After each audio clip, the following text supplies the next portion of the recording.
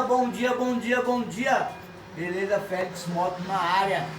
Beleza? Eu peguei aqui essa XR1000 que o cliente me reclamou que tá fazendo um barulho na frente, certo? Quando ele breca faz barulho. Aí a gente tava fazendo aqui, vendo o diagnóstico dela, o que que acontece? Os discos vai uns nip, ó. E aí faz barulho, certo? Ó, elas dão muito, já peguei várias delas com esses problemas dos nip dos discos estragados, ó. Aí faz barulho aqui, certo? Outra coisa que tem nela, a caixa de direção também já está estragada. Então, quando uma caixa de direção está estragada dessas motos, é como? Você levanta a moto e roda o guidão. Se ela travar no meio, é porque ela está estragada. Ela está com calo, fala que está com calo na caixa de direção. Isso ocasiona isso como?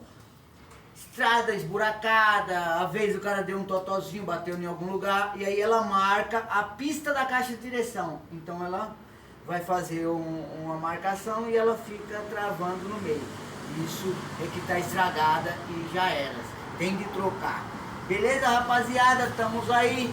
Félix Moto, tudo de bom, tenha um bom dia. Falou!